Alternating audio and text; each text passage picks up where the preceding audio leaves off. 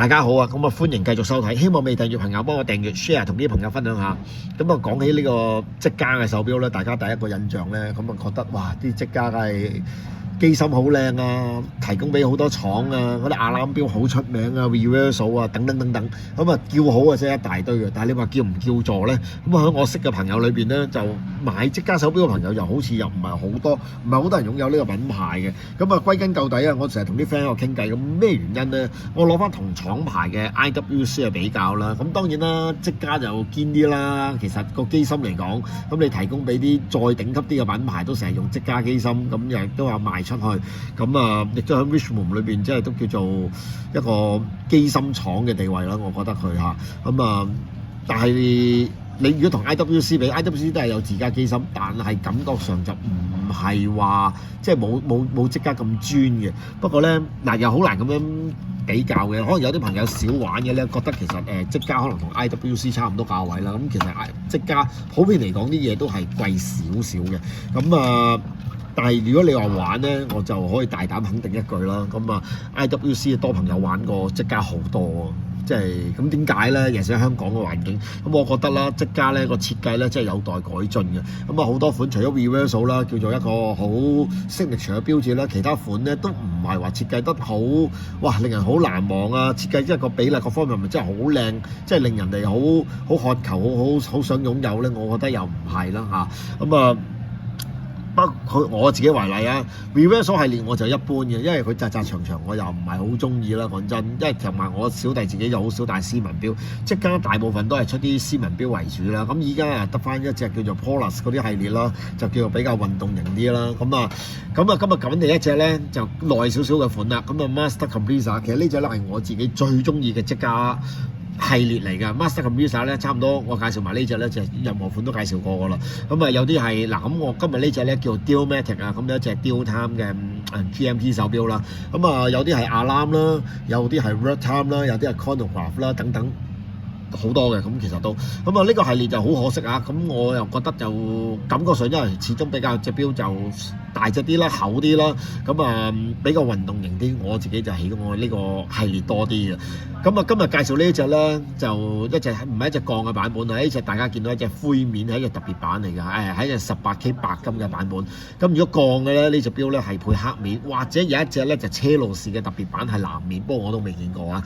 咁啊呢隻咧講下規格先啦，42mm 嘅直徑啦，18K 嘅威高啦，咁啊隻錶咧份量十足，因為隻錶有翻咁上下厚度俾你啊嚇。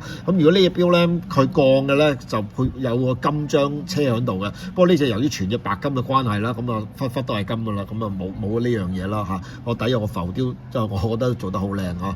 咁啊呢個大師1000 hours 嘅 Master 嘅認證。咁啊講一講呢隻錶點樣操作啦。咁啊其實最 signature 咧，其實都係一個特色嚟嘅。咁我其實都希望積家睇會唔會有機會做多少少啲比較運動型啲嘅錶咧。我自己覺得啦嚇。咁啊嗱呢個得呢度咧就咁樣扭嘅，紅色咧就鬆，白色咧就緊。話就話緊嘅啫，其實唔係話緊得晒嘅。其實你要扭都扭到嘅，不過好實啦。我當然唔建議咁樣啦。咁樣扭係有咩用咧？嗱上高呢粒的試一試俾大家睇，拉出嚟咧其實就冇乜特別嘅。咁啊就係甩個內圈嘅內外扭嘅啫。其實同嗰隻Polus 現行款都係嘅，成日有啲朋友誤以為咧整兩粒的係咪亞蘭錶嚟嘅，即係可能係先入為主啦。見到以前好多亞蘭錶都係咁樣兩粒的，包括積家啦，或者嗰啲柯魯堅啊、總統啊嗰啲，全部都係咁樣擺位就係亞蘭。咁唔係嘅呢隻，咁呢個咧就係一個 GMT 嘅功能。咁樣扭啦，嗱，咁啊扭時間啦，停咗落去，嗱。咁啊 GMT 針啦，都係咁樣扭噶啦，係啊，咁啊可以前後，咁啊都係棘實咗添啊！因為對住個鏡頭啊，唔係咁就係啦。咁啊前後扭都得嘅，咁啊日曆都識褪翻去後嘅。咁咧係一隻咧日用咧，其實積家啲錶用咧各方面咧考量咧就幾唔錯嘅。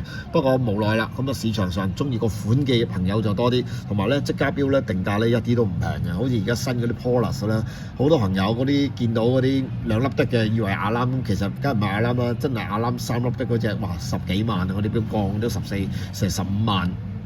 咁啊令到有啲朋友會卻步，折扣又唔係真係好多。咁啊呢啲咧耐少少嘅款咧，咁我覺得相對於都幾抵玩嘅。戴上手俾大家睇下，42mm，咁隻錶又幾低調嘅，不過咧佢嘅處理咧就同 IWC 一樣，一白金就做咗個灰面，咁啊好唔同嘅，各方面都做得梗係靚仔啦。同埋隻錶咧，哇重量感十足啊！呢隻錶非常 heavy 嘅重量，咁仲有咧配翻一個咧好靚嘅白金折扣俾你，咁依家就冇㗎啦，依家都咁同埋即家咧啲錶二手市場咧，亦都唔係話咁多見到啊，因為始終個定價都係即係其實定價咧俾嗰三大咧褪落去咧就到佢㗎啦。但係我發覺啊，即係如果可能有啲朋友唔認同啦，即係如果我同 IWC 比 IWC。其實就感覺上係即家高啲啲嘅，其實其實即家咧個級數，我覺得應該同啲 Blancpain 或者寶璣咧，即係輕其實都差唔多啊，低少少啦，或者嚇，即係如果同 Blancpain，我覺得絕對係同級嘅嘢啦。不過咧，二手市場上咧，咁個價值咧就比嗰啲品牌我所講嘅就會低啲嘅，我覺得嚇。不過咧，都確實係一隻幾唔錯嘅手錶。